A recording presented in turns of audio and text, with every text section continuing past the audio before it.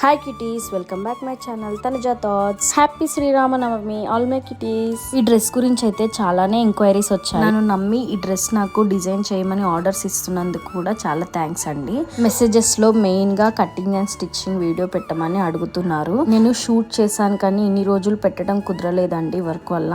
ఇప్పుడు నేను long video post చేశాను యూట్యూబ్ లో. నా ఛానల్ నేమ్ వచ్చేసి తనుజా థాట్స్ అండి.